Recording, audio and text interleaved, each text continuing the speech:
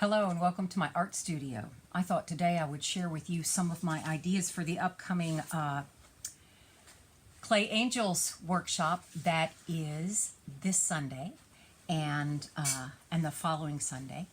But this is a slab, much like we would refer to a steak as a slab of meat. So this is a slab of clay. Now we're using the slab and the pinch method for my angels.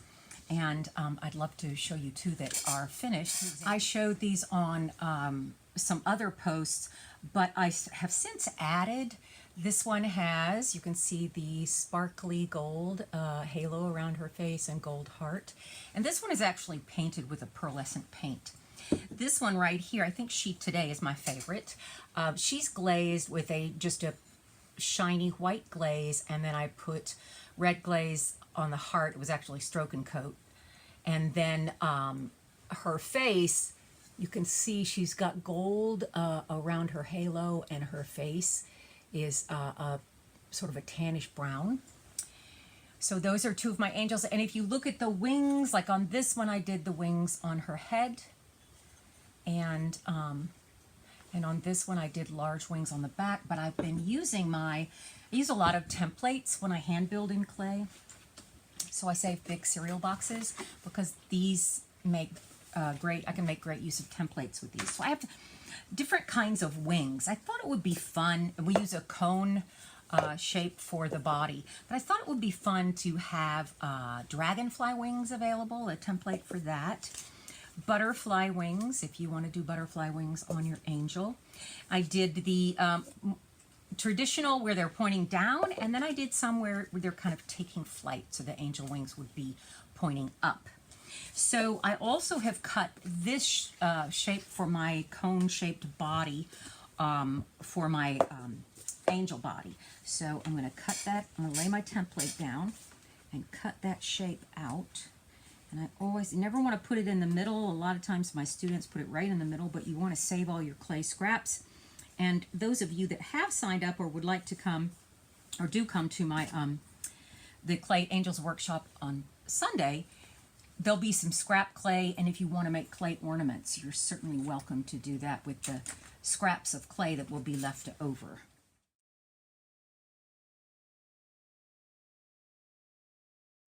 Okay, so I've got my clay body, and I want to overlap the ends of it when I wrap it around my form.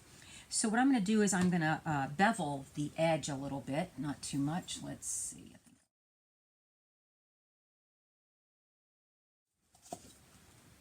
So where the pieces are going to overlap and attach, I want to scratch to attach. So I'm going to use my scratch tool, and I want to scratch both sides. They're going to be touching and overlapping.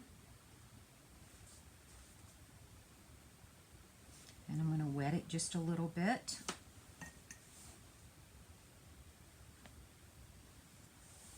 Just water.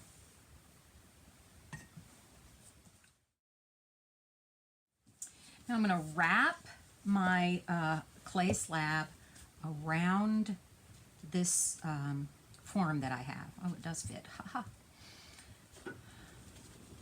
So it does just fit nicely right here. And you can see where I've overlapped. All right. And you saw that my cone actually had a piece of newsprint wrapped around it because for me, it's just something that I prefer to do because the clay is not going to stick to the cardboard, but I like the paper because it's easier to take off. So I'm smoothing that out right there. Some people like to leave the seam as a decorative element, and that's fine too. You can pretty much do it however you want. Okay, so it's on there.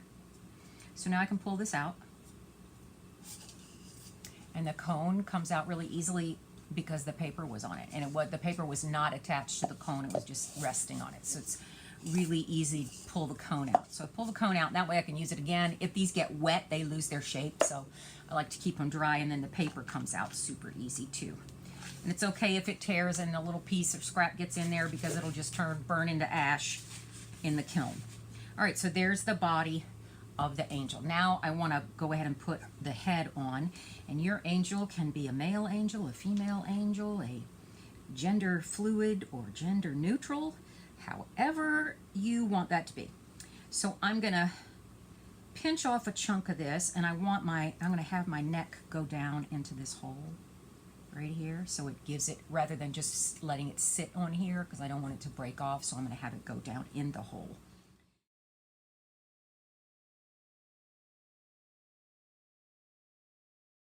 I'm going to take my same scratch to attach principle, and you want the mud to stick to mud, so you want to get it wet and scratchy and muddy so that those two pieces, when it dries, the clay shrinks as the moisture evaporates, so you want to make sure that you've got it attached really well so that it doesn't fall apart.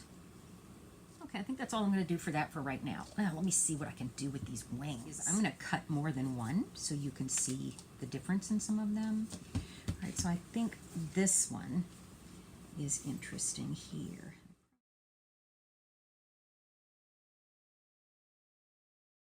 Okay, let's see. So that would go here. Oh, that's pretty. I like that. All right, so what I'm going to do is just take my fingers and kind of pinch the edges round so they don't have that super flat, squared off edge. That's it. So these are like, if they're the upward flying, see, like that? Isn't that pretty? Oh, that's pretty. All right, but I think that for this one that I make today, I'm actually going to use this guy right here.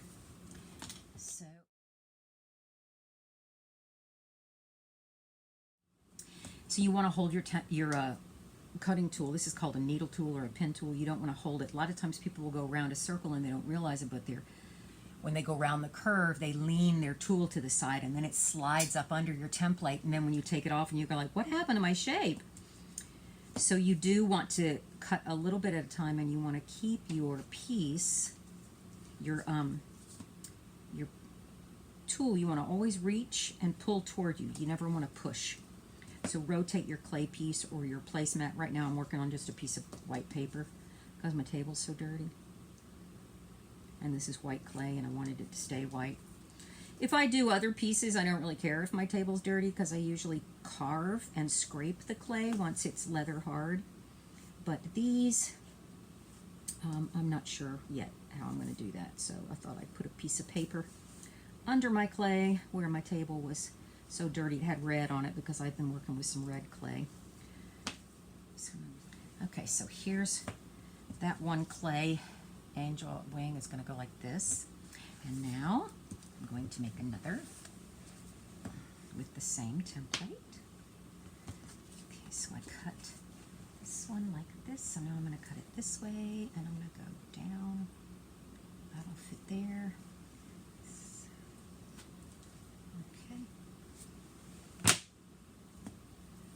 So I gently trace. I don't have to dig deep for that. Going around my shape.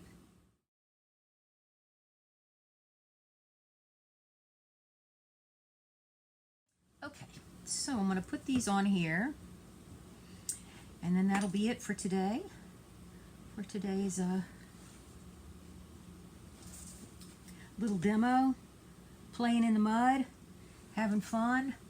Need a little bit of water on there.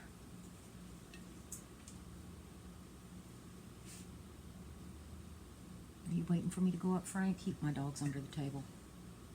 You can tell he's getting a little restless. Okay, so I'll put that one there. All right. And this one is going to go here.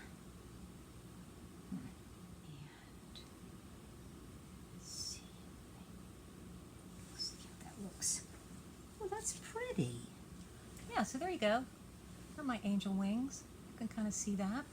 So it's 2 Sundays in a row for this one. Saturday, I'm also doing one that is clay snow people, which will be a lot of fun. And that's probably more for the elementary school younger kids.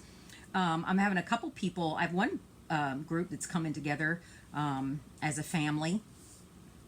So, and the last time I did angels, I had some mothers and daughters as well, but this time I think I have one of my boys that takes my after-school class. He and his mom and his dad are all doing it together, which I think is really, really cool. Creating memories together. The Snow People Workshop, which is Saturday this weekend and the Saturday next, is almost full. I have 2 spaces. The Clay Angels, I have like, I don't know, 6, 7 spaces left. I have several, so plenty of room in this one. But you're welcome. If you have any questions, let me know. Thanks for tuning in.